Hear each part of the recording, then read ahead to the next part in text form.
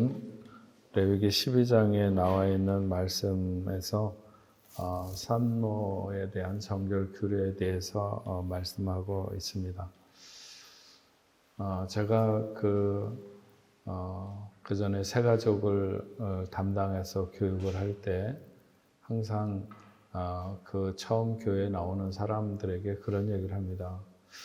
좋은 그리스도인이 된다고 하는 것은 누군가에게 이렇게 실망을 주지 않는 그리스도인이 되는 게 첫째로 가장 중요하다. 그래서 누군가 나를 봤을 때 저 사람 같으면 예수 믿고 싶지 않다. 뭐 이런 그 마음을 들게 하거나 또 그런 언행이나 그런 모습들을 다른 사람에게 보여서 어떤 사람으로 하여금 낙심하게 하거나 절망하게 하거나 어쨌든 실망을 주는 그리스도인이 되어서는 안 된다. 그러나 그것보다 조금 더 중요한 게 있는데 그건 뭐냐면 실망당하지 않는 그리스도인이 되는 것이다. 교회 생활을 하다 보면 교회가 거룩한 곳이라고 들어왔지만 사실은 시장처럼 온갖 사람들이 다 들어오는 것이고 내 기준이 정립되어 있지 않은 상태에서 다른 사람들을 볼 때 어떤 사람 너무 열심히 믿으면 열심히 있어서 미친 것 같고 또 그렇지 못하면 그렇지 못해서 내 마음에 차지 않고 저렇게 예수를 믿으려면 뭐하러 예수를 믿어 뭐 이렇게 할 수 있는 그래서 우리가 예수를 잘 믿는다고 하는 것은 누군가에게 실망을 주지 않는 그리스도인이 되는 것이 중요하지만 그거보다 더 중요한 것은 실망당하지 않는 그리스도인이 되는 것이다. 제가 언젠가도 그런 얘기 했죠. 금을 캐는 사람들은 금보다는 돌을 많이 캔다고. 많이 캐는 정도가 아니라 돌만 캐는 것 같아요. 산같이 돌을 캐내야 금을 조금 얻을 수 있어. 그럼에도 불구하고 그 사람들은 금을 캔다고 그러지 돌을 캔다고 말하지 않는다고. 우리가 진리를 따라서 교회를 나오게 되고 예수 그리스도를 바라보고 교회에 나왔는데 사람 보고 실망해갖고 나가 떨어지는 사람들이 의외로 많다는 거예요. 그래서 교회를 왜 나왔는가? 무엇 때문에 교회를 나왔는가? 사람을 보고 나온 것이 아니니까 진리를 보고 계속해서 따라가면 좋겠다. 이런 이야기를 하게 됩니다. 그래서 좋은 그리스도인이 된다고 하는 것은 내가 외부적으로 어떻게 드러나는가 또 외부를 내가 어떻게 받아들이는가 이 양편의 모든 문제가 우리에게 잘 정립되는 게 굉장히 중요한데 오늘 말씀을 보면 지난 시간까지는 그 동물과 관련된 부정한 것들을 그래서 뭐 동물이 죽었는데 그 시체를 뭐 만진다든지 그것이 어디에 닿는다든지 내가 뭘 본다든지 하는 여러 가지 그런 말씀을 다루고 있었는데 오늘 12장부터는 여러 종류의 어떤 신체적 부정에 대한 말씀을 하는 거예요. 그래서 특별히 출산에 관한 여인에 대해서 말하고 있는데 13장이나 14장으로 넘어가면 피부병에 의한 부정을 말하고 15장에 가서 여인의 월경을 포함한 생식작용에 관련된 사항에 대해서 얘기를 합니다. 오늘 본문 12장 2절과 5절에 언급된 내용 중에 남자아이를 낳으면 얼마 동안 부정하고 여자아이를 낳으면 얼마 동안 부정하다 이런 것을 말씀하고 있고 13장에 가면 이런 것에 대해서 좀 더 상세하게 말하고 있습니다. 15장에 가면 근데 지금까지 부정에 대해서 얘기하는 것은 외부적인 사항과 관련되어 있는 그러니까 뭔가 외부적으로 동물이 죽은 것이라든지 뭔가 부정한 것을 만지거나 그것이 내게 닿아서 부정하게 되는 그런 외부적인 상황과 관련된 것인데 오늘부터 말씀하고 있는 것은 주로 내부적인 사안을 다루고 있는 것입니다. 내부적이라고 하는 것은 그것이 어떤 환경으로부터 기인한 것이 아니라 주로 내가 가진 어떤 체질과 관련되어 있는 내 몸과 관련되어 있는 그런 것들이죠. 사람이 외부적으로 동물과 접촉해서 부정하게 될 뿐만 아니라 그것을 먹어서 부정하게 될 뿐만 아니라 내부적으로 자신의 신체적 기능과 관련돼서 부정한 것이 이야기되고 있는 것은 거룩한 백성이라고 하는 하나님의 백성이라고 하는 것은 외적이나 내적이나 우리 거룩함의 모든 면에서 도전을 준다고 하는 것입니다. 요즘의 세상을 이렇게 보면 이렇게 눈 뜨고 다니면서 죄악된 것을 안 보기가 너무 어려운 세상을 살아가고 있다. 우리가 안 계신 곳이 없으신 하나님 이렇게 얘기하지만 실제로 보면 안 계신 곳이 없는, 예전에는 제가 그런 표현을 종종 썼어요. 안 계신 곳이 없는 TV. 그래서 옛날 제가 살던 아파트에서 이렇게 건너편 아파트를 보면 이게 아파트가 쭉 부엌은 부엌대로 있고 뭐 응접실은 응접실대로 이렇게 있는데 보면은 부엌에다가 TV를 달아놓은 사람들이 이렇게 보여요. 이렇게 보면은 부엌에서 일하는 설거지 하면서도 TV를 보려고 하는 거죠. 제가 알기로는 어떤 집에는 화장실에도 TV가 달려 있어. 그러니까 화장실 안에 앉아서 일 보는 동안에도 세상이 거기까지 들어와 있는 거예요. 그러니까 안 계신 곳이 없는 거지. 세상의 모든 내가 그냥 아무도 없는 것 같은 화장실에 앉아서도 얼마든지 죄악에 노출되어 있을 수 있고 죄악에 빠져들 수 있고 그런 세상을 우리가 살아가고 있다는 거예요. 진짜로 그렇습니다. 근데 어쨌든 간에 외부가 다가와서 내가 죄악에 물들 수 있는가 하면 내 내부적으로도 역시 마찬가지로 이런 것들이 일어날 수 있는데 이런 것들은 하나님이 거룩한 백성을 삼으신 그 거룩한 백성들의 위치가 바로 외적으로 내적으로 양편에 모두 도전에 직면해 있는 세상을 살아가는 것이다.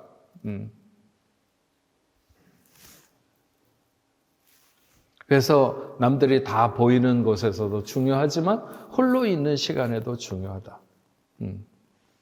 그런 거죠. 죄는 단지 환경의 문제가 아닙니다. 그런가 하면 개별적 동기와 별개로 외부의 강제성을 띠는 것만도 아니죠. 죄는 한 개인의 영적 실패와 깊은 관련이 되어 있어요. 따라서 죄에 대한 책임은 오로지 자신이 져야 하는 거죠. 각자가 져야 하는 것입니다.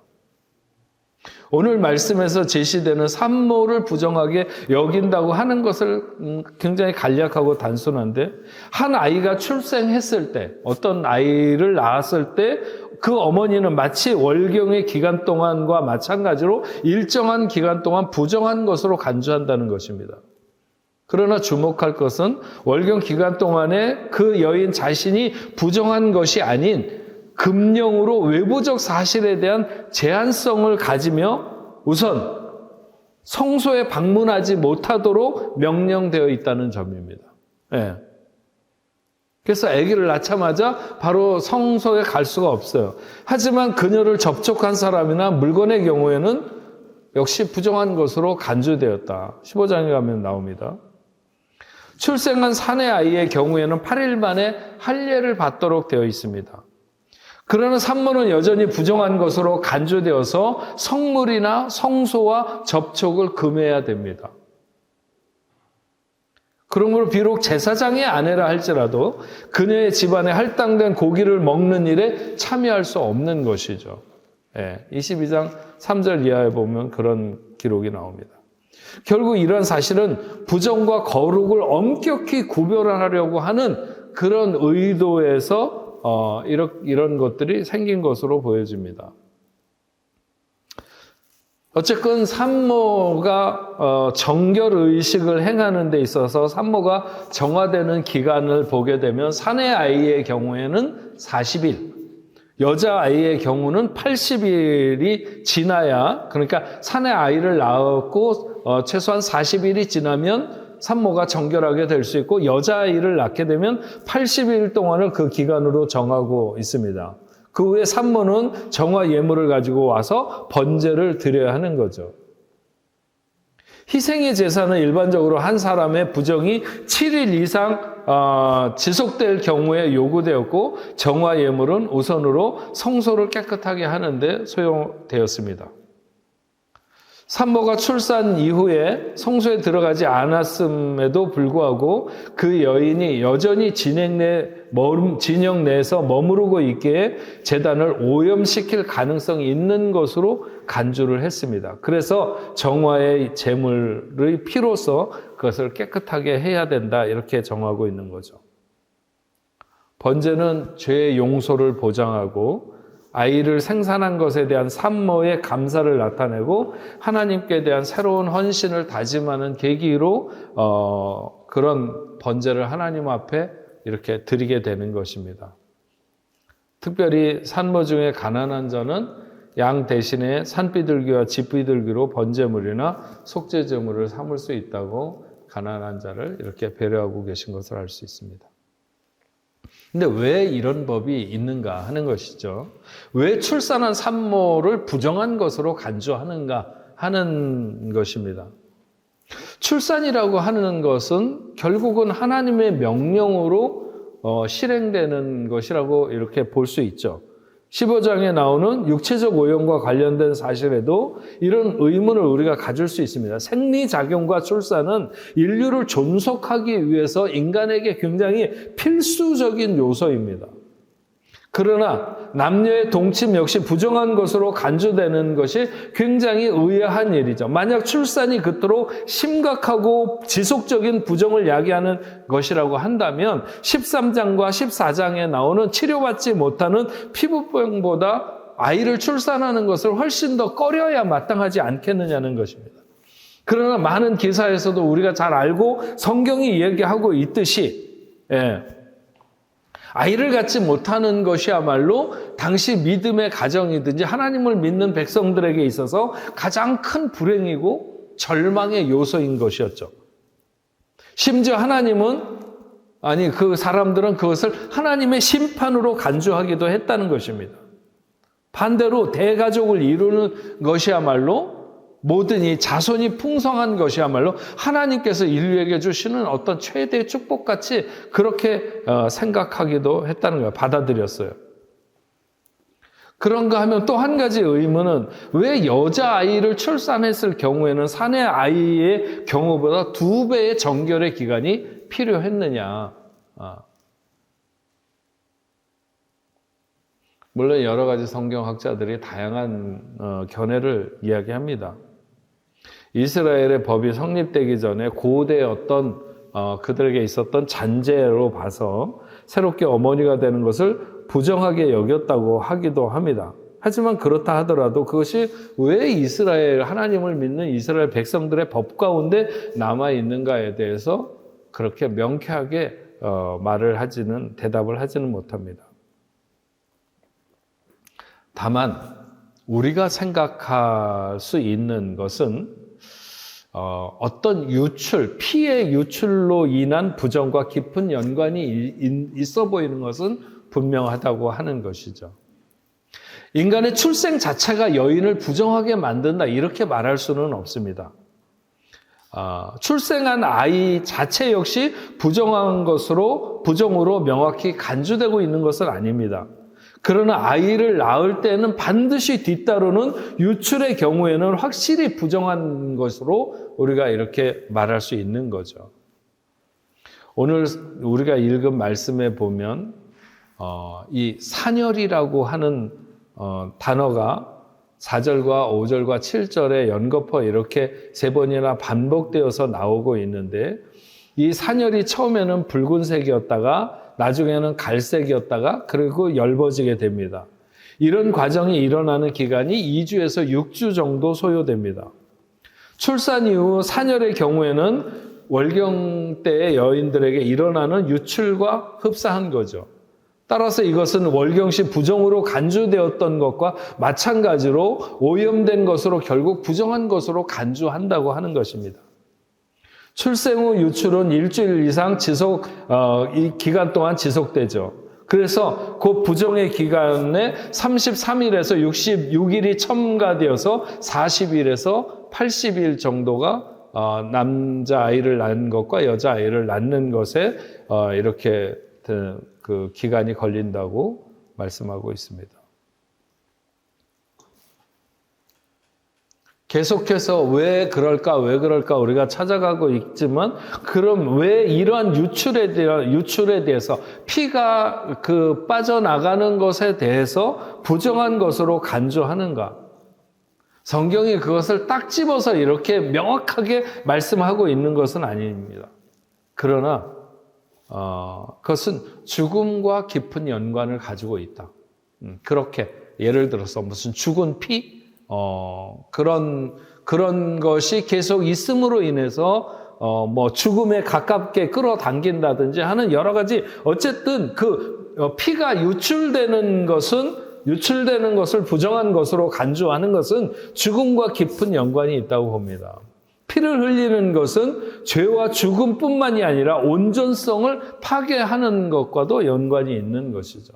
그래서 피를 흘리는 것은 죽음에 다다르는 것이며, 피를 잃음으로 온전한 건강을 잃게 되는 것을 나타내는 것이다. 이렇게 볼 수 있습니다. 이런 모든 것은 성경이 말하는 부정적 어떤 요인. 그래서 죄가 우리에게 가장 큰 요소가 되는 것은 그것이 죽음을 불러오기 때문에, 죄의 결과는 죽음이기 때문에. 그리고 이런 유출병이라든지 피를 쏟는다든지 하는 이런 모든 것들이 드러내는, 그것이 부정하다고 성경이 말하고 있는 것은 바로 그런 죽음에 가까워오게 하거나 그것이 존재하고 있을 때에 뭐라 그럴까요? 생명을 잃을 수도 있는 그런 것이기 때문에 부정한 요인이 되는 것이다. 이렇게 봅니다.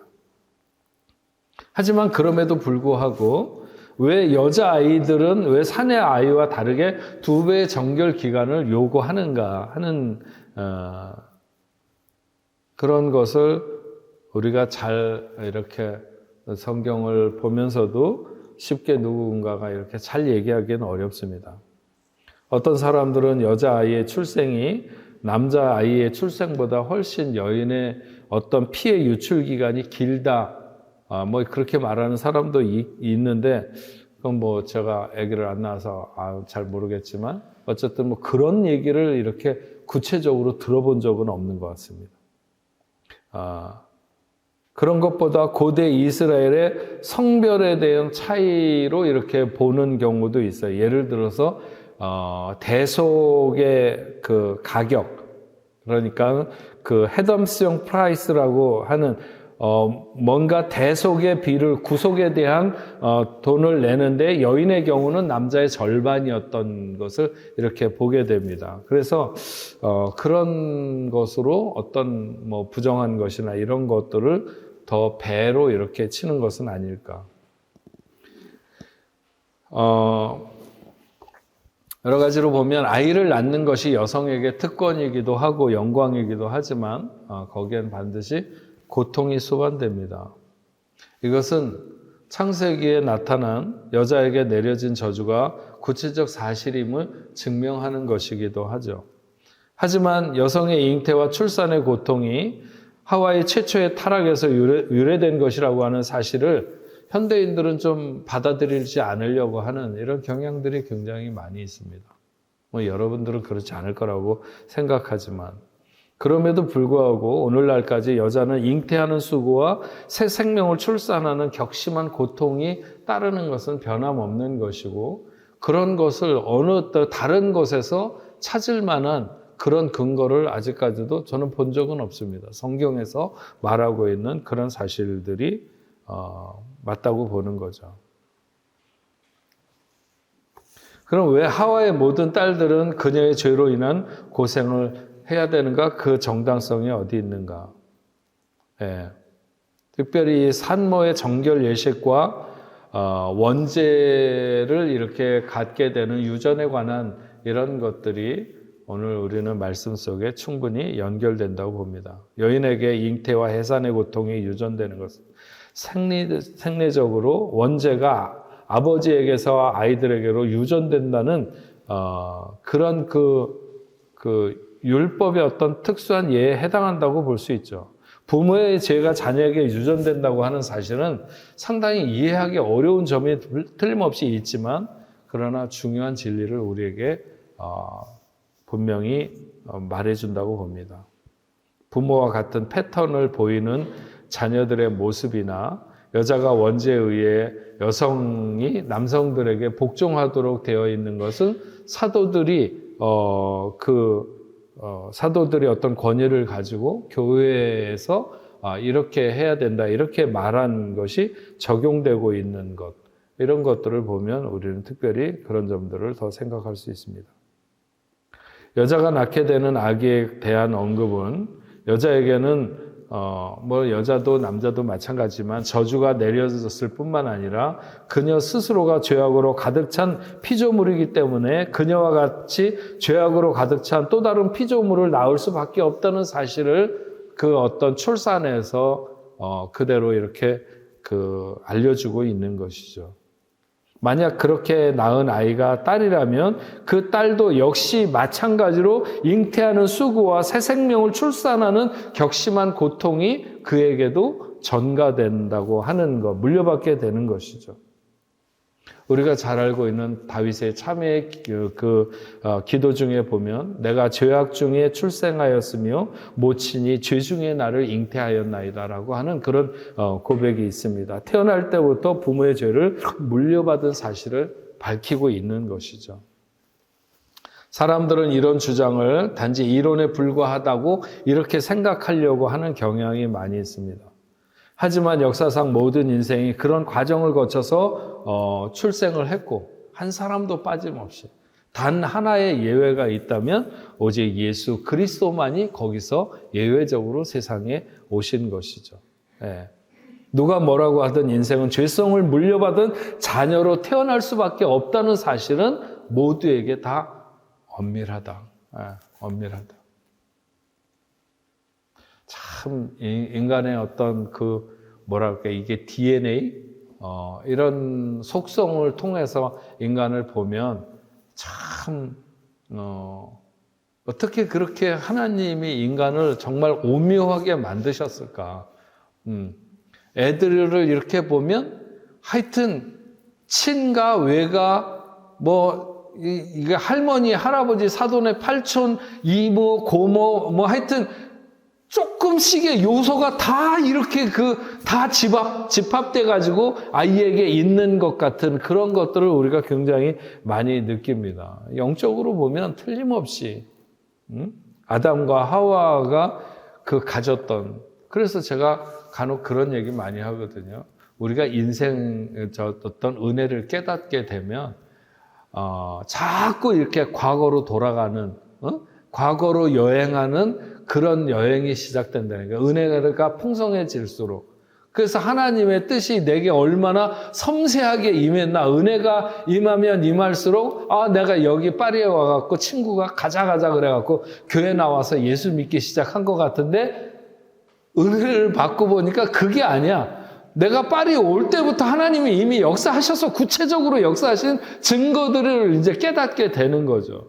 그래서 거기서부터 내가 시작됐나 보니까 그게 아니야. 우리 엄마 아버지가 만날 때부터 내 생을 이렇게 준비되고 있는 게 느껴지는 거죠.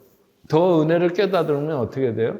옛날 예수를 십자가에 못 박으라고 그럴 때 그때 사람들이 돌을 던질 때 나도 거기 있었다는 사실이 너무 깨달아지는 거예요. 마치 누구의 렘브란트가 스테반의 순교를 그릴 때 자기도 거기에다 그려놓은, 아니 렘브란트하고 스테반이 순교할 때 어떻게 같이 있냐고. 근데 거기에 그 증인으로 자기가 있는 것처럼 거기다 그림을 그려놓는 것은 우리가 은혜 받으면 자꾸 거슬러 올라가는 거예요. 정말 예수를 십자가에 못 박으라고 그러면서 소리 지르던 사람들 가운데 자기가 있었던 것이 느껴진다니까요. 돌로 던지던 사람들 중에 내가 있었다는 것이 느껴져요. 더 은혜를 받으면 어디까지 올라가는 줄 아세요? 뱀이 아담과 하와를 꼬실 때, 그때 넘어가 내가 내 아내를 지키는 자니까 아니면 그런 거 있잖아. 저기 누구야? 가인이 아벨을 죽이고 나서 내가 내 아우를 지키는 자니까 이렇게 얘기했던 같은 그 뭔가 죄를 짓고 그 하나님의 낯을 피하는 그런 모든 입장에 있는 게 너무나도 똑같은 거예요. 아담과 하와가 범죄할 때, 가인이 범죄할 때, 그리고 수많은 이스라엘 왕들이 범죄하고 이스라엘 백성들이 범죄할 때 그 모든 순간에 내가 거기 DNA를 같이 가지고 있었던 게 느껴진다니까요. 여러분들은 안 느껴집니까? 네, 그럴 수밖에 없는 거예요. 그게 죄의 유전인자가 이렇게 죄성을 물려받은 자녀로 태어날 수밖에 없다는 사실이 엄밀한 거죠. 슬픈 일이지만 우리는 죄의 본성을 가지고 태어났고 그것은 우리를 대속하시는 그분의 은총으로만 죄의 더러움으로부터 씻겨질 수 있는 대속의 은혜를 누릴 수 있다고 하는 것입니다. 오늘 말씀이 우리에게 주는 영적인 의미는 출생의 깊은 단계에서부터 죄의 뿌리가 있는 것이며 죄는 인생을 사망으로 끌고 가려고 하는 이런 속성을 가지고 있는 거죠. 산모의 정결규례는 우리를 사망에서 건지시고 거룩하게 하시기를 원하시는 하나님의 섬세한 어떤 대속의 원리를 정결의 규례를 통해서 우리에게 교훈하고 계신 줄로 압니다.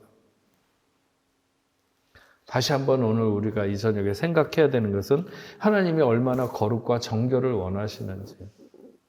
앞에서부터 계속 얘기하고 있는 것은 내가 거룩하니 너희도 거룩하라. 거룩하기 위해서 얼마나 이렇게 섬세한 것들을 말씀하고 있는가 하는 것이죠. 네.